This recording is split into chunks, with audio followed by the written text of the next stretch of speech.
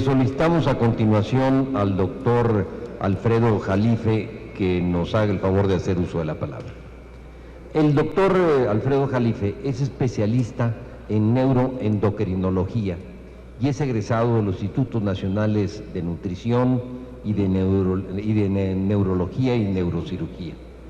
Obtuvo en la Universidad de las Américas la maestría en Administración de Empresas. Fue invitado a dar un curso en la Catedral de Treveris en Alemania, galardonado con la Cátedra UNESCO.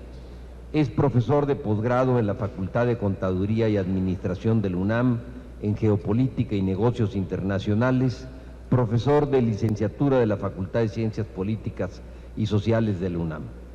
Fue profesor de Geografía Económica, Relaciones Internacionales y Finanzas Internacionales en la Universidad de las Américas.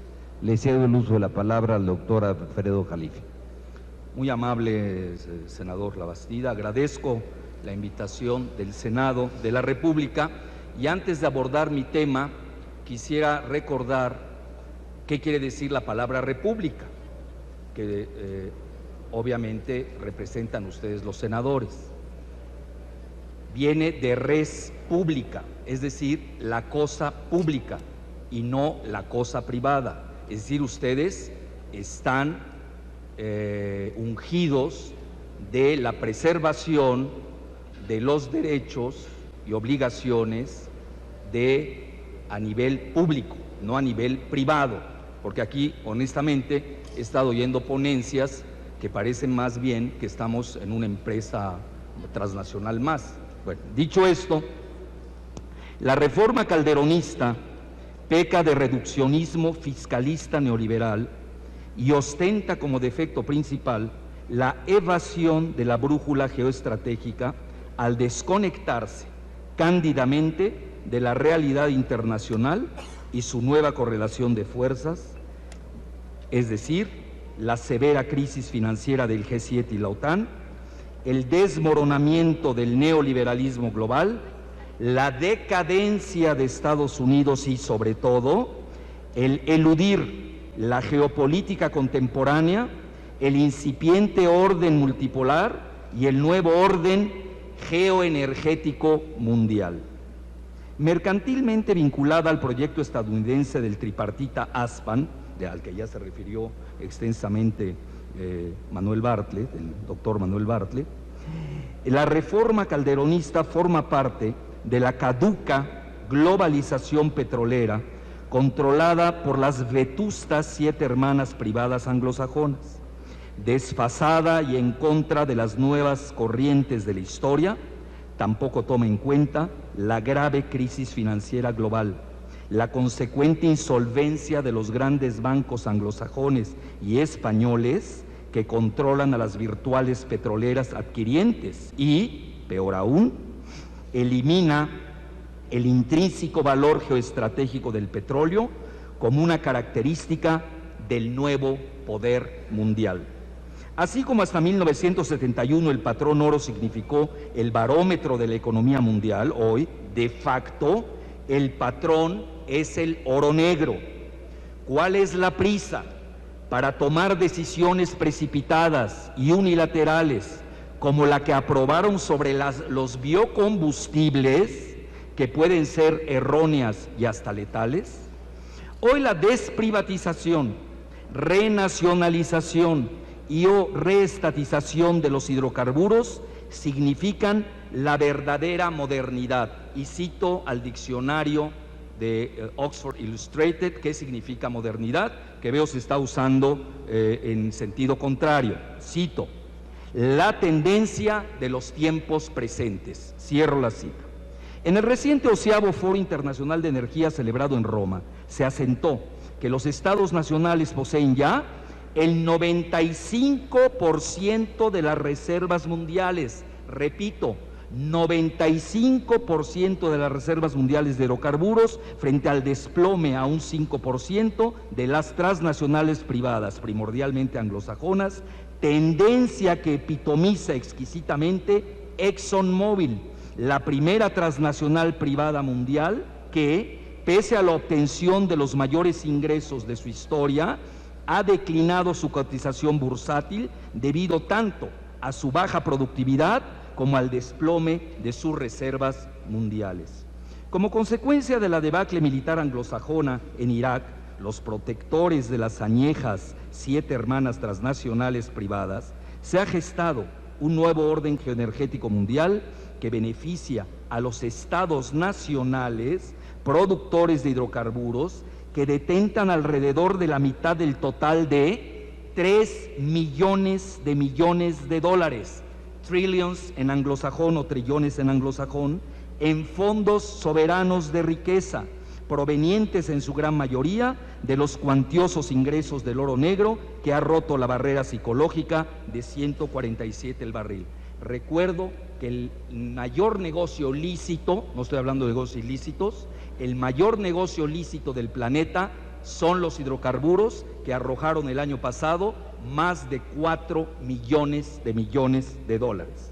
El rotativo británico neoliberal de Financial Times cataloga a las principales empresas estatales como las nuevas 7 hermanas del siglo XXI: Gazprom de Rusia, Aramco de Arabia Saudita, NIOC de Irán, PetroChina, Petronas de Malasia, PDVSA de Venezuela y Petrobras de Brasil, que han desplazado a las otrora omnipotentes transnacionales privadas anglosajonas, las añejas 7 hermanas, que en la década de los 70 del siglo pasado llegaron a controlar hasta el 80% de las reservas mundiales. Más aún, ese es un dato que proporcionó un gran empresario nacionalista, que es hasta familiar de los padres fundadores de Brasil, Ricardo Amaral, que además tiene un doctorado en economía y en finanzas. Se calcula que en los próximos 20 años los países productores del Golfo Pérsico obtendrían a un precio módico de $80 el barril un colosal flujo de caja que equivale a casi el 75% del Producto Interno Bruto Mundial actual. Nos encontramos en un nuevo orden geoenergético mundial. La demanda sustancial es dominada por China, India y aún por los mismos países del Medio Oriente, mientras los principales países de la OCDE y la OTAN han pasado a segundo término. El centro de gravedad mundial de la demanda se ha trasladado de Estados Unidos a China y esta última marcará mayormente la tendencia en los precios. Del lado de la oferta, el centro de gravedad de la geoenergía se ha desplazado al Golfo Pérsico, la nueva placa tectónica geopolítica del planeta. La grave dificultad de las transnacionales privadas anglosajonas yace en que han perdido su posicionamiento en el Medio Oriente, donde se encuentran las principales reservas de petróleo convencional y donde básicamente pueden invertir las compañías nacionales pese a su estrecha relación con Estados Unidos y Gran Bretaña. Fatih Birol, economista en jefe de la Agencia Internacional de Energía con sede en París, sentencia que, cito, aunque las transnacionales privadas puedan poseer el capital y la tecnología, no tienen acceso a las reservas, se cierra la cita, de los principales productores del mundo, que son los estados nacionales como Rusia, Arabia Saudita, Irán, Venezuela, etcétera, etcétera, quienes poseen inmensas cantidades recuperables de hidrocarburos y han optado por una política moderada de producción a sabiendas del valor geoestratégico de sus reservas que prefieren legar como riqueza a sus generaciones futuras. En la fase de reajuste del nuevo orden geoenergético global, se gana más conservando las reservas que son monetizables que despilfarrándolas mediante una producción desbrujulada. Se desprende que en el nuevo orden geoenergético mundial el problema no es de inversiones foráneas ni de tecnología finalmente alquilables, sino geopolítico y catastral. Además, que nadie desea incrementar psicóticamente la producción para no abaratar los precios. Arjun Murthy, gurú energético de Goldman Sachs, admite que los principales estados productores de hidrocarburos, cito, poseen suficiente capital, los fondos soberanos de riqueza, para desarrollar su propia industria energética. Con altos precios no necesitan capital occidental. Cierro la cita, Barron's, del 9 de julio de este año. Cuando las transnacionales anglosajonas, en su plena decadencia, para no decir extinción en los próximos 10 años, y esto lo dice el Financial Times, tienden a su integración vertical, Pemex plantea su desintegración holística y pretende entregar una parte sustancial de sus actividades hiperrentables en refinación y petroquímica, ya no se diga su infraestructura de oleoductos y sus reservas en aguas profundas, a sus competidores globales. Se pretende decretar así la impotencia creativa y o la pulverización silenciosa y oficiosa de Pemex frente a sus competidores globales, léase la española Repsol, de menor ranking y carente de tecnología de punta. Recuerdo el último ranking de la revista Fortune, donde aparecen las 500 principales empresas globales. Pemex aparece en el lugar 42 y Repsol en el 92. Resulta ahora que los patos le disparan a las escopetas. No se puede soslayar que el desmantelamiento de Pemex inició con la liberalización parcial del gas, el síndrome Iberdrola. A nuestro humilde entender, el gas sería de mayor relevancia en el futuro cercano que el mismo petróleo, debido a su menor contaminación y a su mejor capacidad energética en igualdad de condiciones. Tal parece que la reforma calderonista no se ha enterado de la guerra de los oleoductos en el Cáucaso y Asia Central, que marca la importancia geopolítica de su transporte territorial, y donde la revista The Economist incluso dice que ahí se puede significar por esos gasoductos y oleoductos la Tercera Guerra Mundial.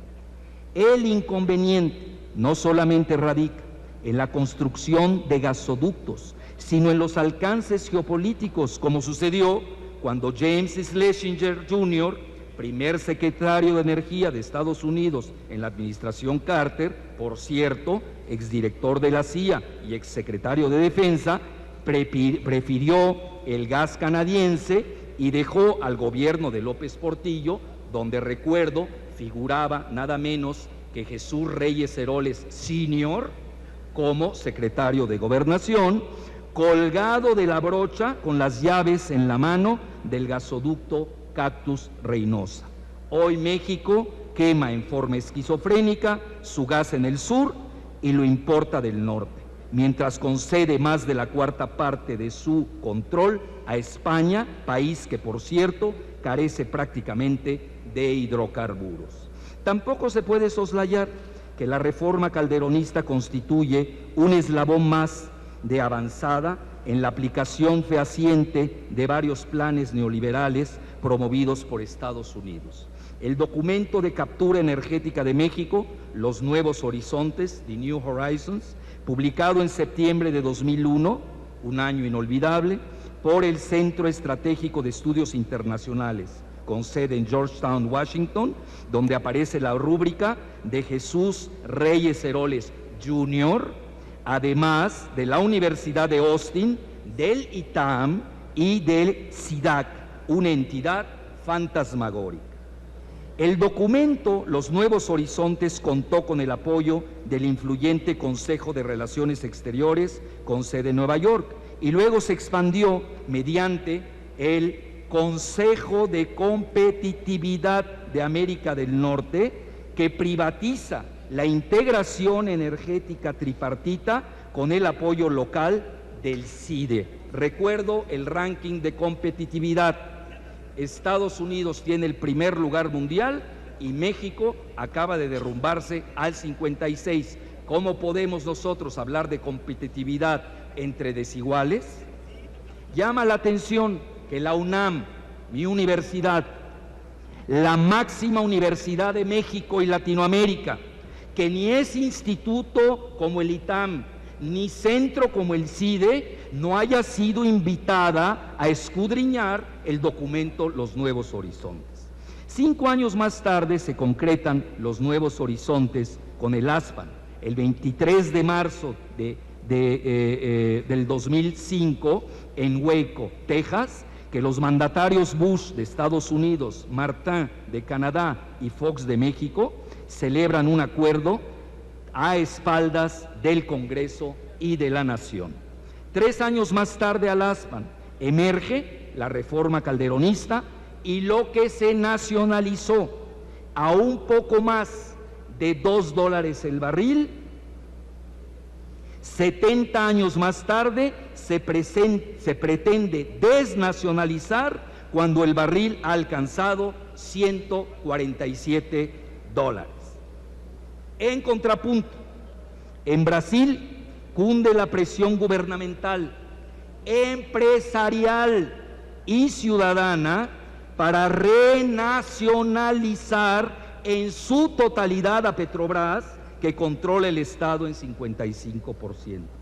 Edison Lobao, ministro de Minas y Energía, afirmó la semana pasada que algunos bloques licitados en el pasado por la Agencia Nacional de Petróleo, Gas y Biocombustibles, la ANP, serán, cito, retomados por el Estado a causa del retraso del cronograma de exploración, cierro la cita, debido a la escasez de plataformas perforadoras y navíos sonda en aguas profundas.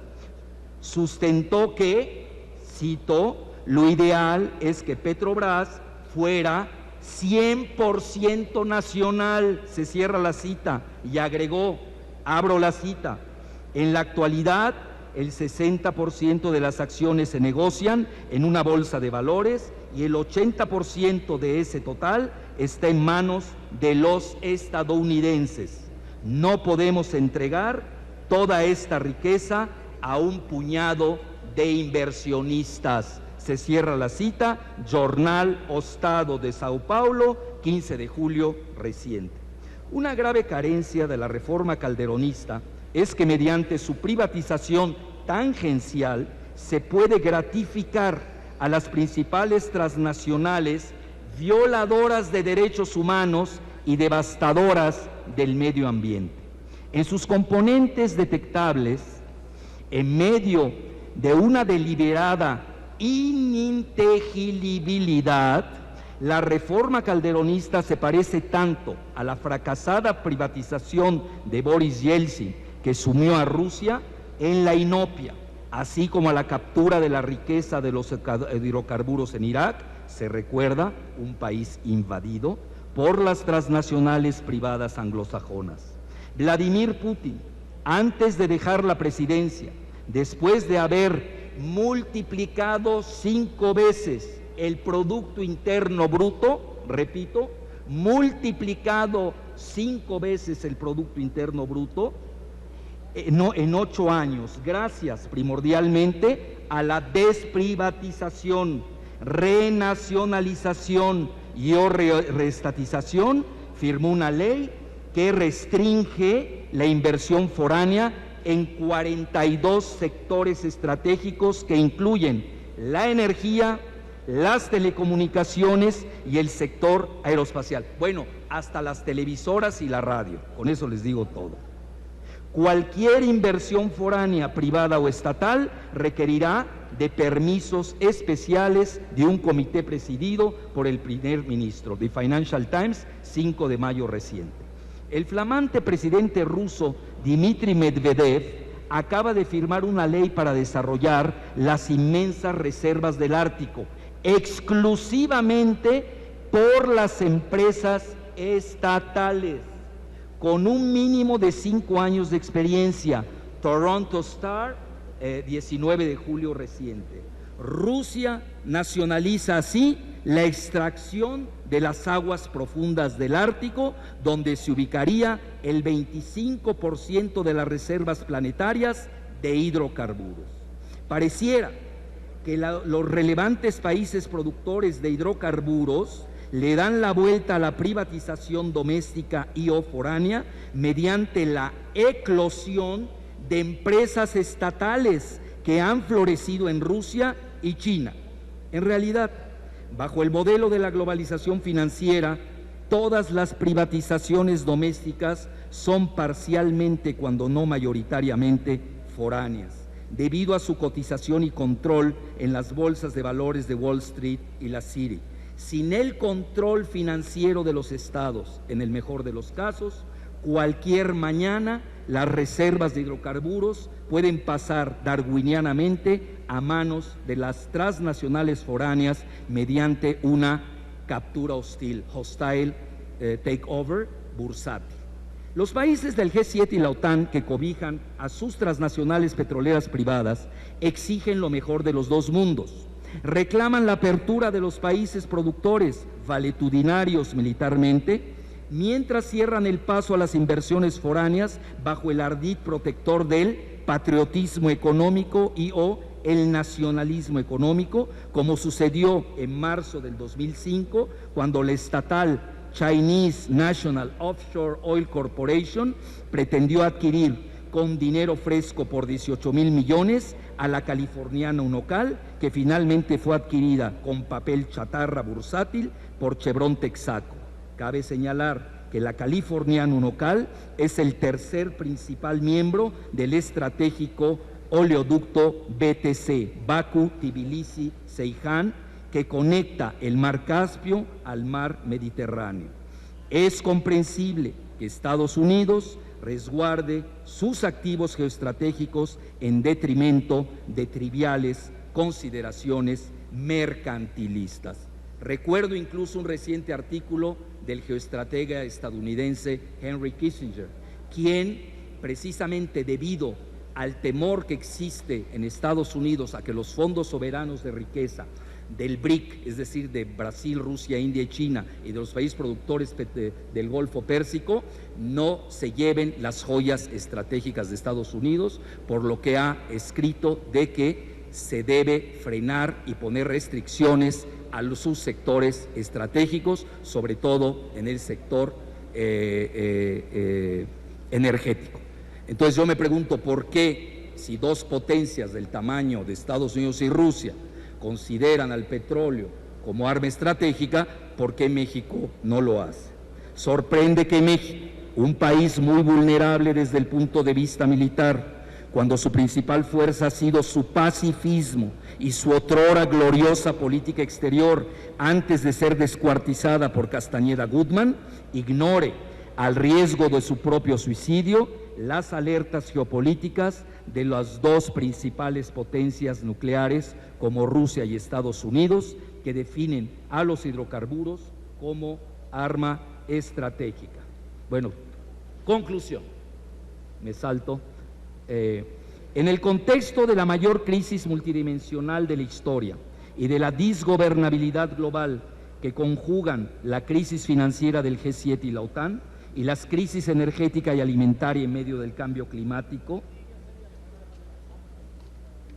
la reforma calderonista se abre temerariamente a la participación rentista y asociada de parte de sus competidores transnacionales, cuando hay que cerrar las ventanas domésticas frente a los vendavales externos con el fin de meditar sabiamente sobre los alcances de las exequias del viejo orden mundial unipolar y su también caduco orden geoenergético transnacional, frente al asentamiento del incipiente nuevo orden mundial multipolar y su flamante orden geoenergético estatal, cuando no se sabe a ciencia cierta la capacidad empresarial de las empresas privadas domésticas y o foráneas congraciadas, cuando muchas de ellas se encuentran en franca insolvencia financiera y peor, cuando ni siquiera se conoce la identidad del próximo presidente de Estados Unidos, con quien negociar el destino del TLC, el ASPAN y el Comando Norteamericano de Defensa Aeroespacial.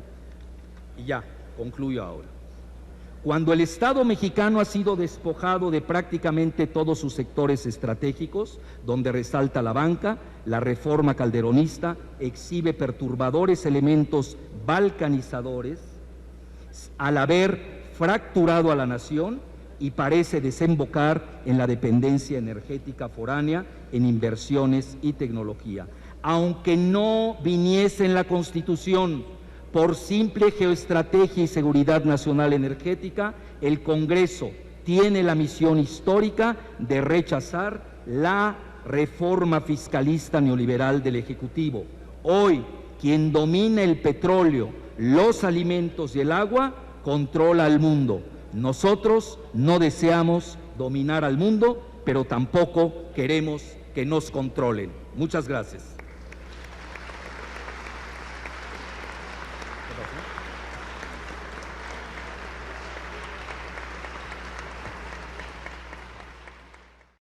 Solicito a continuación al doctor Alfredo Jalife que nos haga el favor de hacer uso de la palabra.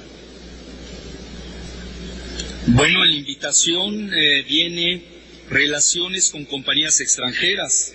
Yo hasta donde me quedé, no nos especificaron si las relaciones son nada más jurídicas o geopolíticas.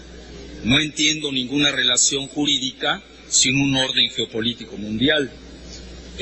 Luego me preocupa mucho que algunos, lo digo respetuosamente, verdaderamente sí están desconectados con la realidad, y les voy a citar al periódico portavoz del modelo neoliberal global, que es el Financial Times, y a su editor en jefe, el economista Martin Wolf, que dice que el modelo neoliberal global fue sepultado el 14 de marzo, le pone hasta fecha, el día que la Reserva Federal rescató a través de JP Morgan al banco quebrado Bear Stearns.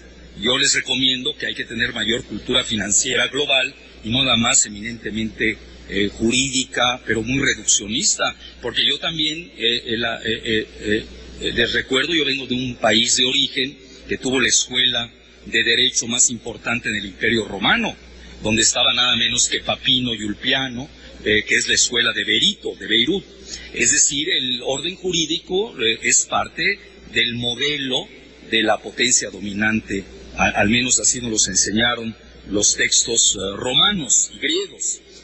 Pero eso no es lo más preocupante. Realmente pareciera que la dinámica, para centrarnos más, de la reforma calderonista haga de lado, por eso hice mucho hincapié en la geopolítica, que es el tema que aparentemente yo domino, y porque fui invitado por el FAP, por el Frente Amplio Progresista. Si no, no me hubieran invitado, si no sería un diálogo de un monólogo, de un solo lado. Entonces, en ese sentido, no podemos perder de vista la historia reciente de México. Es decir, Estados Unidos, y no es ningún secreto, lo dice abiertamente, desea los hidrocarburos de México. Ahí están documentos hasta el cansancio, no en esos términos. Incluso han dicho algunos que hasta el Pentágono ya está vigilando nuestros yacimientos. Pero más allá de eso, les recuerdo dos graves crisis financieras, la de López Portillo al final, con José Andrés de Oteiza, que precisamente para el rescate financiero, de ayuda muy entrecomillada, pues le venden el petróleo a las reservas estratégicas de Estados Unidos directamente, lo cual inicia esta dinámica en la que hemos caído el día de hoy. Y la segunda es el rescate famoso de Clinton, con la quiebra financiera de la dupla Zedillo-Ortiz Martínez, que ustedes lo saben, no se pignoró la Guelaguetza, sino ahí lo que fue pignorado en el Banco de la Reserva de Nueva York, de la Reserva Federal, fueron los hidrocarburos.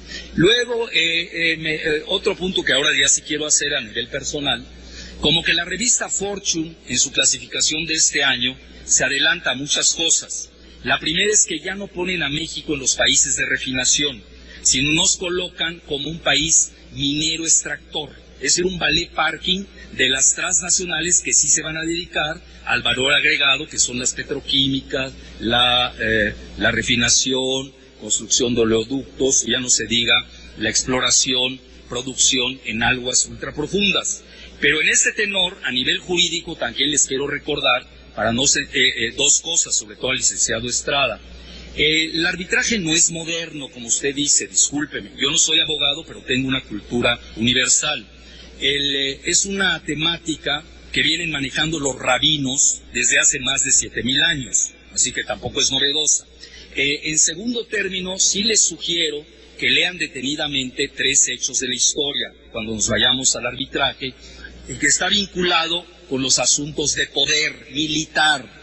1, la guerra de los pasteles en México. 2, la confiscación literal de países como Marruecos en el siglo XIX, y lo más reciente es la confiscación de PDVSA y sus activos de Venezuela por ExxonMobil, que les recuerdo que parece ser aquí a nadie le importa la cuestión ambiental, pero ExxonMobil fue considerada por el Instituto de Economía de Política de Estados Unidos como la primera empresa de las 100 de mayor contaminadora en Estados Unidos. No me quiero imaginar lo que harían aquí en México. Entonces, en esta situación, yo creo que hay que revisar cuidadosamente lo que pasó en el juicio sin precedente, y esto lo dice toda la prensa anglosajona, contra PDVSA, que no solamente fue en un tribunal, fue en 4 tribunales, uno en Manhattan, otro en Londres, otro en las Antillas holandesas y otro en Holanda, y están pidiendo lo mismo,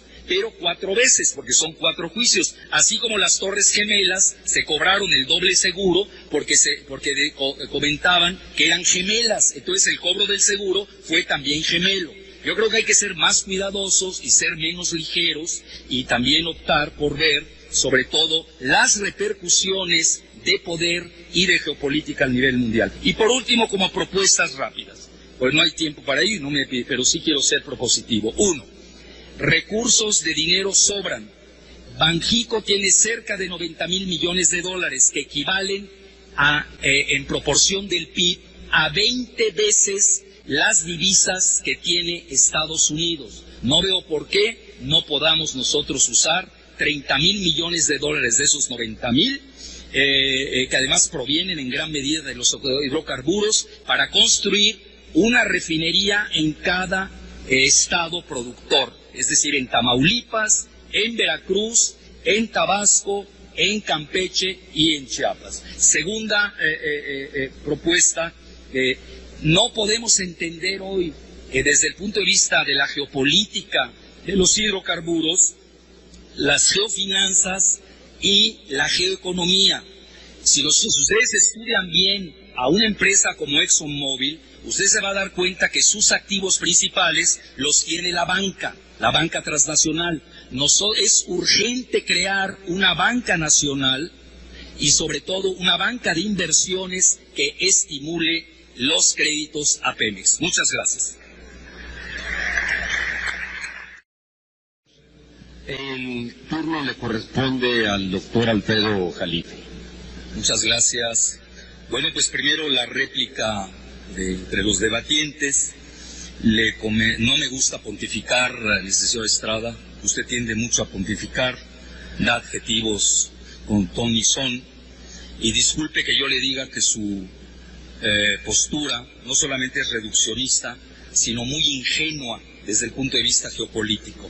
Le voy a recordar que el 27 de diciembre de 1938, Cordell Hull anuncia en forma oficial que el único recurso que le queda a Estados Unidos para solucionar el conflicto petrolero después de la nacionalización era recurrir al arbitraje internacional. Fue rechazado por el presidente Cárdenas, por la Cámara de Diputados y el Senado este arbitraje internacional, lo cual tira de tajo su postura de que es la panacea para resolver el asunto de la copropiedad entre las empresas anfitrionas y la del extranjero. Hay un punto que se tocó que es medular, que es la tecnología. A nosotros, nuestros amigos brasileños de Petrobras, que son exitosos, que tienen la mayor tecnología de punta en aguas ultraprofundas, les preguntamos, bueno, ¿y cuánto de tiempo toma aprender tecnología en aguas profundas a un ingeniero? Nos dijeron, y estoy hablando de los ingenieros de Petrobras, los exitosos, 2 años.